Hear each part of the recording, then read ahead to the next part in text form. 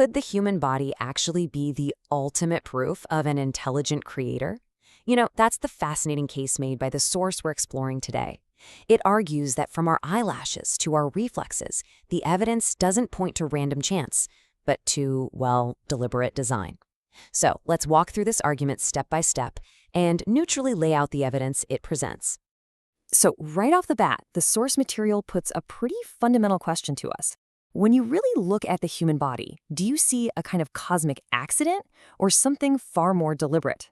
That's really the core tension we're going to be digging into today. All right, so here's our roadmap. We're going to start by looking at the intricate designs found in the body. Then we'll zoom way into the microscopic level. From there, we'll talk about the body's built-in software, and then focus on two key pieces of evidence, the ear and the eye. We'll even tackle a major counterargument before getting to the source's final, pretty big question. Okay, so the foundational claim of this whole argument is actually pretty simple, but it's also profound. It's the idea that every single component of the human body, no matter how small or seemingly insignificant, serves a specific, intelligent, and indispensable purpose. The idea is that nothing is wasted and nothing is random. So, where does the source even begin to look for this purpose? Well, it starts at the microscopic level. It argues that even something as simple and, let's be honest, often overlooked as body hair, reveals a remarkable degree of purpose-driven engineering. I mean, think about it. The different types of hair on your body. The source argues their unique properties aren't just a coincidence. As this table shows, from eyebrows that grow sideways to divert sweat, to eyelashes that curve outward to block dust, each type has a specific length, a specific texture, and a specific growth direction that's perfectly suited for its job. The whole point here is that this demonstrates specific design, not just random chance. And the argument goes even smaller, all the way down to the level of cilia, these tiny hair-like structures. In our intestines, they're programmed to systematically beat downwards, like a one-way street, to push everything along. But in our windpipe, they do the exact opposite. They beat upwards, like an escalator, to carry debris away from the lungs. So the source presents this as a clear example of two systems with opposite programming for two very distinct, life-sustaining purposes. So, moving on from the physical hardware, the source now shifts to what it calls the body's software. The argument is that our reflexes aren't just simple reactions. No, they're actually complex, pre-installed programs that run with perfect coordination from the moment we're born.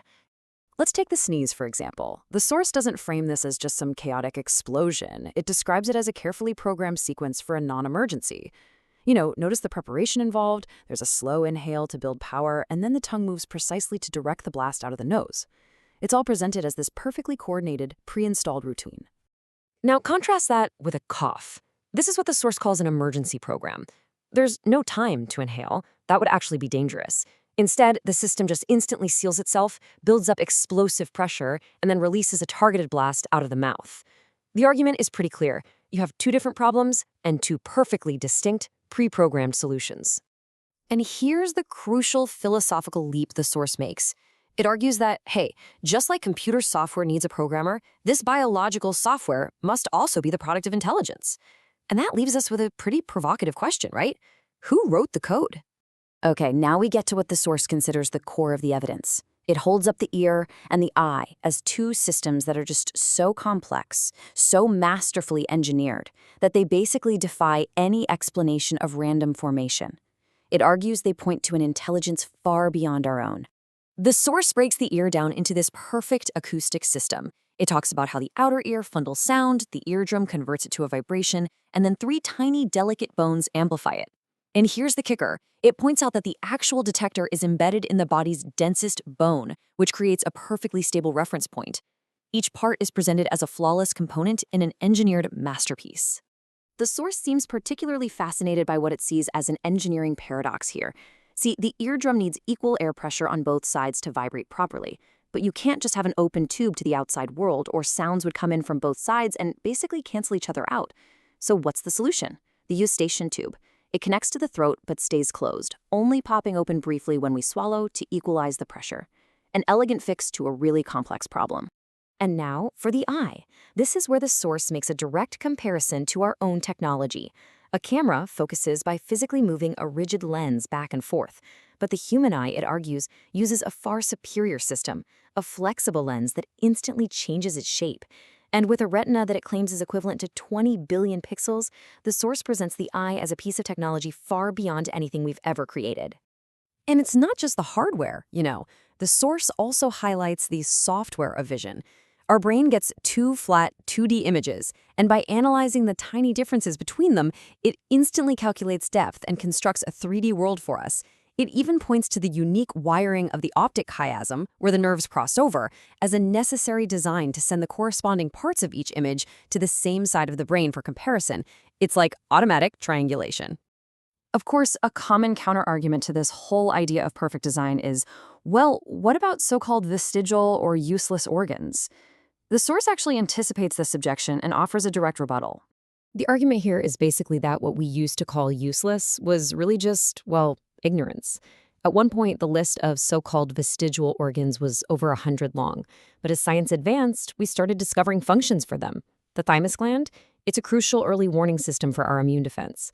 The appendix and tonsils, also part of our immune system. And the tailbone, far from being useless, is a critical anchor for our muscles. The source's point is that an absence of evidence isn't evidence of absence. And this brings us to the final part of the argument. After presenting all this biological evidence, the source shifts from the physical to the philosophical, drawing what it sees as really the only logical conclusion. The source shares this really powerful anecdote about a physiology professor who apparently warned his students to stop asking so many questions, saying, and I'm quoting here, "If you keep asking, you will walk towards religion."